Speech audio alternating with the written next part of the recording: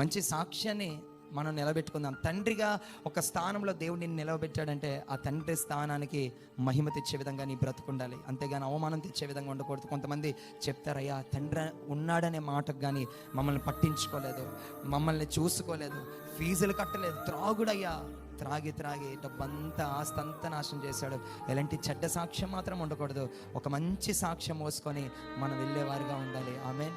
నా తండ్రి అన్నీ నాకు ఇచ్చాడు, అన్నీ సమకూర్చాడు, అంతకు మించి నాకు భక్తి నేర్పించాడు, అంతకు మించి కష్టంలో ఎలా దేవుని మీద ఆధారపడాలో, రోగం వచ్చినప్పుడు దేవునికి ఎలా ప్రార్థన చేయాలో, ఇబ్బందుల్లో ఉన్నప్పుడు దేవునికి ఎలా మొరపెట్టాలో ఇవన్నీ కూడా నా తండ్రి నేర్పాడని ఒక మంచి సాక్ష్యము విడిచి మనం వెళ్ళేవారుగా ఉండాలి. ఆ సెకండ్ సర్వీస్లో ఒక తల్లి, నాన్న ఇంత అమూల్యమైన మాటలు నిజంగా నేను ఎప్పుడు వినలేదు నాన్న. ఆ మాట అనగానే నా కళ్ళ నీళ్ళు తిరిగాయి.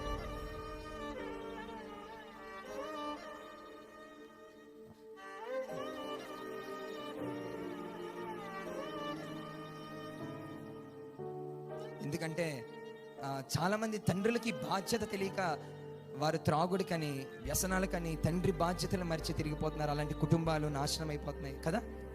ఒక కుటుంబం నాశనం అవ్వడం వల్ల తర్వాత 5 తరాలు 5 జనరేషన్స్ నాశనం అయిపోతాయి. గుర్తుపెట్టుకుని, నీవు తాగుబోతు అయితే నీ పిల్లలు కూడా ఎలా మారిపోతారు? అదే నువ్వు భక్తి పరుడు అయితే నీ పిల్లలు ఆటోమేటిక్గా భక్తి పరులుగా మార్చబడతారు. ఈ తల్లిదండ్రులు ఆ పొజిషన్కి నీవు న్యాయం చేకూర్చేవారుగా ఉండాలి. ఆమేన్. Praise the lord.